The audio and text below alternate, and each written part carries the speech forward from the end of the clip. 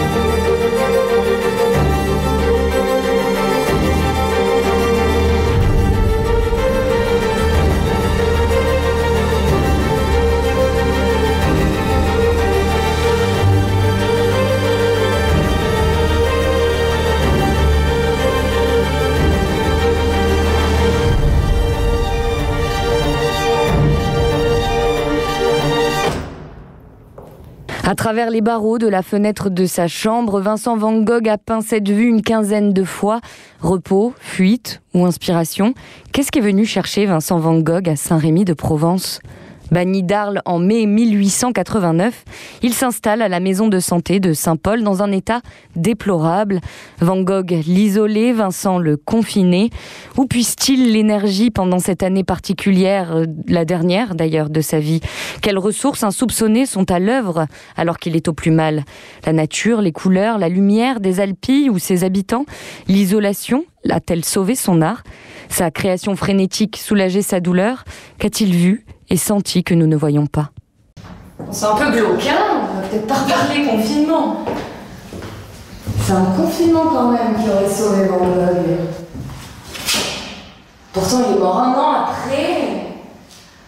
Bon, c'est un confinement, un isolement volontaire qui nous permet aujourd'hui d'observer plus de 300 œuvres de Van Gogh.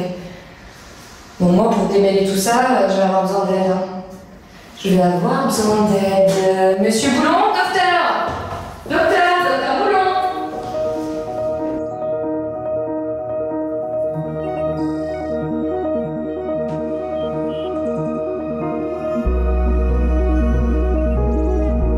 Docteur Boulon.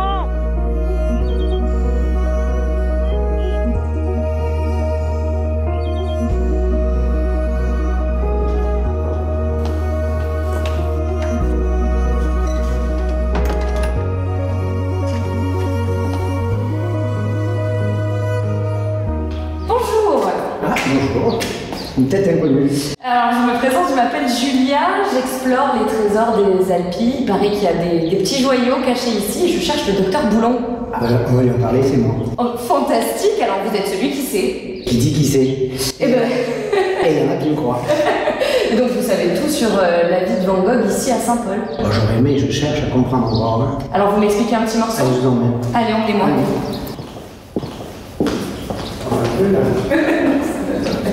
On peut quand même rigoler. Qu'est-ce que c'est beau ici? Où est-ce qu'on est? Dans un endroit historique exceptionnel, la salle capitulaire de la tête capétien du monastère du XIe siècle et du centre touristique Vincent Van Gogh. D'ailleurs, en parlant de Vincent, il y a son buste ici. Du coup, j'ai quelques questions à vous poser sur sa vie. Je sors des petites fiches, hein, bien sûr, forcément. Très volontiers. Alors, docteur, quand est-ce que Van Gogh a-t-il été interné ici? Alors, il a été en placement volontaire, c'est-à-dire une hospitalisation à la demande d'un tiers qui était son frère, du 8 mai 1889 au 16 mai 1890. Donc ça fait à peu près... 53 semaines. Et qu'est-ce qu'il a fait? Qu'est-ce qu'il a peint ici? Une partie majeure de son œuvre, 143 huiles, 150 dessins et des tableaux mondialement célèbres, le Champ de blé, La nuit étoilée, les iris et combien d'autres. Mais donc du coup, ça correspond à peu près à quelle période peut-être de sa création artistique? Moi je dirais la plus belle parce qu'elle fait partie de cette période mixte où après avoir souffert de sa décompensation à Arles, quand il arrive ici, il est très mal au début bien évidemment et progressivement il s'améliore. Et ce changement d'humeur, ce changement de bien-être et de mieux-être, ou du moins de mieux-être, va se retrouver dans son œuvre et sa force. À quoi ressemblait une de ces journées ici à Saint-Paul-de-Moselle? Il avait l'autorisation de créer dans sa chambre et de peindre à l'huile. Il faut imaginer ce que ça pouvait être dans le parc et dans tous les locaux de l'établissement. Et d'ailleurs, il n'avait pas qu'une chambre à lui, en fait. Il avait aussi un atelier, non, il me semble? Alors, à l'époque, on retrouve dans l'histoire qu'il y avait une trentaine de chambres libres. Et bien évidemment, le docteur Perron a profité de cette opportunité pour lui en laisser une pour dormir, une autre pour peindre, une autre pour stocker ses tableaux et malheureusement la cellule qu'il a dû utiliser à plusieurs reprises quand il a été dans ses grandes crises. Et alors du coup, au bout d'un an d'observation, c'était quoi le diagnostic du docteur Perron à l'époque? Je pense que le diagnostic de la fin est celui du début, c'est-à-dire il reprend ce terme d'épilepsie larvée, d'hallucination et de troubles de l'humeur, avec en particulier 2 moments difficiles qu'il a traversés ici puisqu'il a présenté 2 tentatives de suicide. Mais alors du coup, aujourd'hui, rétrospectivement, de tout ce que vous savez, c'est quoi le vôtre de diagnostic, docteur? Ce que j'en pense, je ne l'ai jamais rencontré, c'est issu de lecture et puis de rencontres avec des psychiatres où j'ai animé des congrès et des débats. Et à la fin, on est 80% à penser que il avait d'une part une problématique psychopathologique, c'est-à-dire être un enfant de remplacement. Son frère aîné, mort-né, un jour pour jour. Il s'appelait lui aussi Vincent. Deuxièmement, une problématique familiale complexe, avec une mère moins aimante qu'il aurait pu l'espérer. Ce trouble de la personnalité où il avait un altruisme déréglé, il se rapprochait trop d'autrui, il en devenait étouffant, donc il se faisait rejeter, on le trouve dans toute sa biographie. Puis après, cette problématique de trouble de l'humeur, des hauts et des bas, que l'on appelle maintenant le trouble bipolaire, avec non pas une épilepsie larvée, mais probablement des crises d'épilepsie temporale. Et puis enfin, la période difficile de malnutrition. Arles, c'est absinthe, café, tabac. Donc cocktail détonnant. La mauvaise hygiène alimentaire. Alors ici, docteur, vous faites quelque chose de très particulier parce que vous répondez en fait à un espèce de rêve qu'avait le peintre Vincent Van Gogh, celui d'une coopérative d'artistes. Alors dans plusieurs lettres, on retrouve soit le terme de coopérative, de phalanstère ou d'association, c'est-à-dire le rêve de créer une association d'artistes dans le Midi. Il écrit ainsi en mars 88 à Théo, « Les artistes ne trouveront pas mieux que de se mettre ensemble, de donner leur tableau à l'association afin que le produit de vente garantissent la possibilité d'existence de ses membres. » Effectivement, créer ce rêve et une association qui s'appelle maintenant Valétudo avec sa particularité, c'est-à-dire qu'elle offre des soins autour de la création thérapeutique dans des locaux qui ont une force extraordinaire et que l'on appelle maintenant l'art-thérapie. Il y a un lieu ici, un atelier non spécifique pour ces ateliers d'art-thérapie. Ben justement, l'atelier, il a été au début, en 1995, dans cette pièce. Okay. Et dorénavant, il est dans l'ancien réfectoire du bâtiment des femmes de l'asile. Du coup, vous pouvez m'y amener? On y va rarement, puisque seuls les artistes en création thérapeutique y vont, mais volontiers. Eh ben, je suis. C'est donc ici les ateliers secrets. Donc c'est ici que se déroulent les ateliers d'art-thérapie. Oh, tous ces tableaux! Secret, mais pas clandestin. Il est magnifique celui-ci. Hein. Je sais pas ce qu'on peut voir derrière le regard, mais... Il faudrait demander à l'auteur. Donc ici, à quoi servent ces ateliers? Qu'est-ce que c'est et qu'est-ce qu'on y fait? Il y a des courants d'art-thérapie, de création thérapeutique avec différents termes, mais pour être très simple, 2 objectifs. la revalorisation narcissique. Je pensais que je valais rien. Tout compte fait, je pars d'une feuille blanche. Je m'aperçois que je peux créer. Je m'aperçois que je peux exposer, que je peux vendre, que je peux voyager et que je peux être apprécié. Et deuxième objectif simple, la restitution du lien social. La dépression, principalement, isole les personnes. Là, on retrouve un groupe, des amitiés, des rencontres et puis des développements sociaux. On n'est ni fou ni inutile, on a du talent.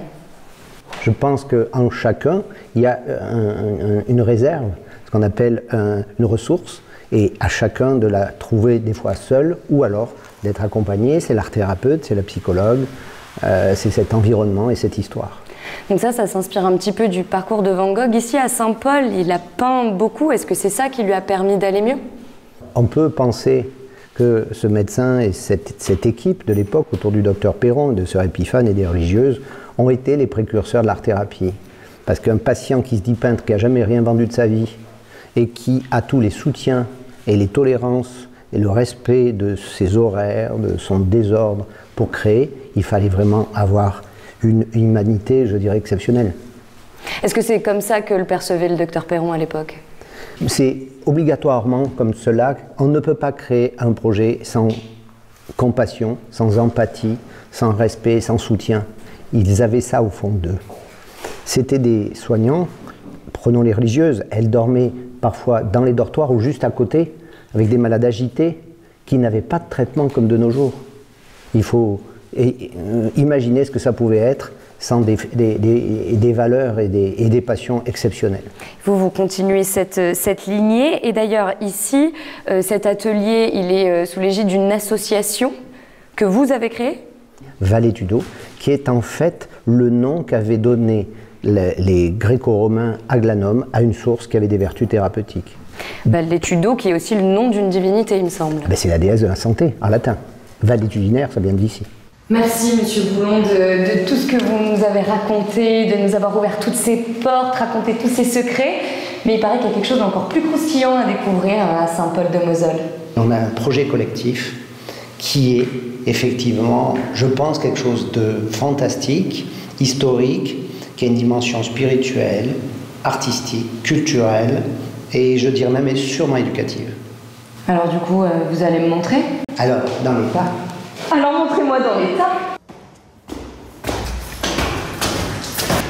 On va commencer par cette partie.